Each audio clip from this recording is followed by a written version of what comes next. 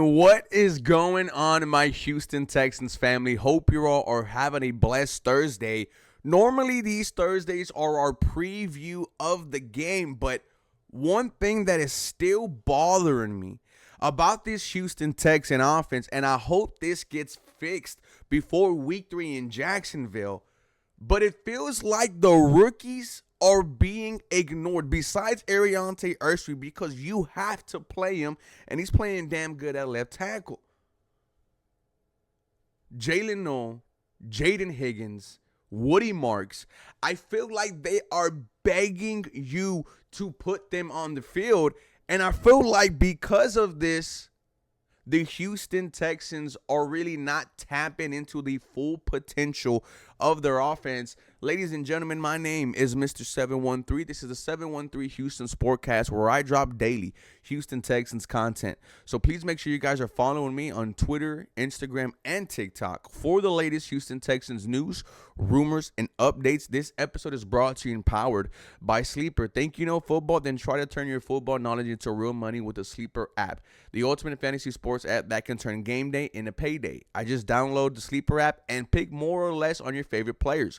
With more stats than any other daily fantasy app, just choose 2 or more of your favorite players from pregame or live. Pick more or less from the predicted stats, and you could win up to 1,000 times your money if your picks win. Use promo code 713HOU, and you'll get up to a $100 match on your first deposit. Terms and conditions apply. When I tell you that the Houston Texans have the worst offense in the NFL, I mean that. The Houston Texans right now through 2 weeks are 32nd in points per game. They weren't able to score a touchdown in week 1 against Los Angeles. They had a touchdown on the first drive to Nico Collins. Amazing throw, amazing catch from CJ to Nico. And then the Nick Chubb touchdown in the second half. However, if you listen to a lot of experts, if you listen to a lot of players, it sounds like the Tampa Bay Buccaneers let Nick Chubb walk in so they could give the ball back to Baker Mayfield, and we know how that ended. Baker Mayfield ended up winning the game for the Tampa Bay Buccaneers. You know what else? Right? Because I don't want to leave this out. The offense under Nick Caley, aside from it being the worst offense in the, you know what? Let's say that to the end. Like I said, 32nd in points per game, 27th in points per play. I think that's EPA. 32nd in red zone percentage. 32nd in third down. You're the worst offense in the NFL. This offense is predictable also. When the Texans were under center, they ran the ball 33% of the time. I'm sorry. I am lying. When the Texans were under center, they passed the ball 33% of the time. They ran the ball 67% of the time. When they were in shotgun formation, the Texans passed the ball 83% of the time.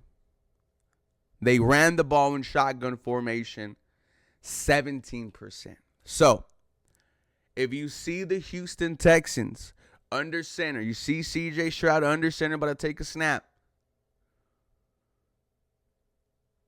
they are running the football. If the Houston Texans are in shotgun formation, they are for sure throwing the football. No creativity right now. I think it was also brought up that in terms of pre-snap motion, less than what Bobby Slowick is. I don't want to keep on just adding on just crap to this offense, but that's kind of what it is. Another thing that really got me upset was when Todd Bowles was asked about, and this is brought to you by Houston Stressins, Todd Bowles was asked about playing the Falcons and the Texans, both from the Rams McVay tree, and he said, the Falcons came from McVay, but that was the Patriot system that they ran when talking about the Texans.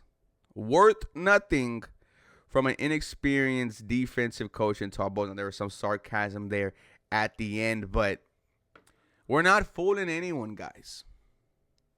We're not fooling some of the best teams in the NFL.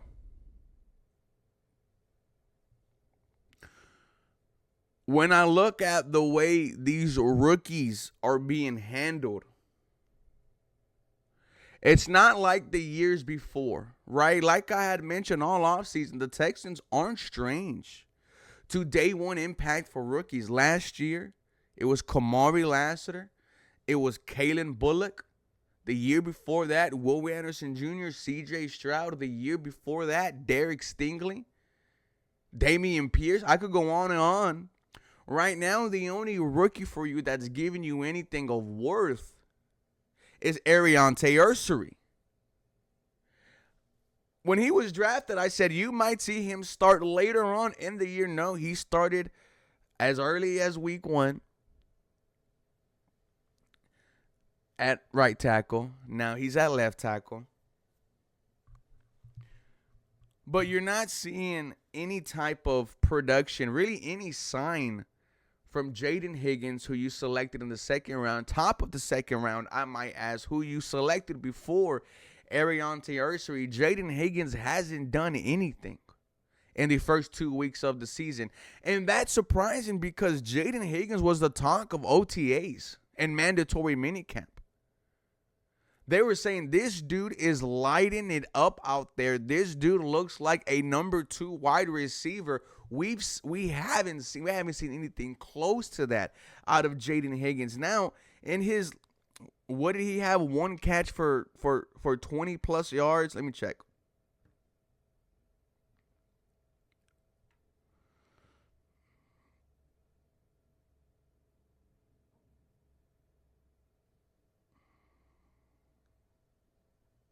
Sorry about this. Yeah, Jaden Higgins, 1 catch for 28 yards. This is who you took in the second round, by the way. Jalen Noel, who you took in the third round. Did he have a catch against the Tampa Bay Buccaneers? No. What he did give you, though, 150 plus yards in terms of returning on special teams. When you saw Christian Kirk gone, when you saw Braxton Berrios gone, you said these rookies are going to take a step forward. They're going to show you immediately why they are 2 of the highest drafted wide receivers out of Iowa State. Remember, I was the one who asked General Manager Nick Caserio a question about these 2, and unfortunately, we haven't seen them. I wonder if we see them against Jacksonville. Woody Marks needs to see the football field. Woody Marks needs to be out there. What did Woody Marks do against the Tampa Bay Buccaneers?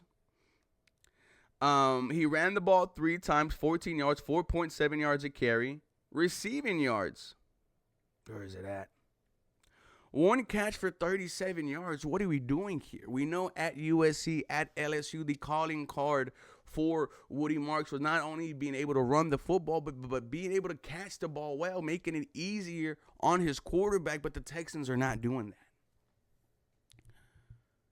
To sum it all up, ladies and gentlemen, I want the Houston Texans to start trusting in their day one rookies. When hearing Todd Bowles say the Patriots way, seeing the way these rookies are being handled, it definitely feels like the Patriots way. When you heard Landry Locker and Cody Stutes say, hey,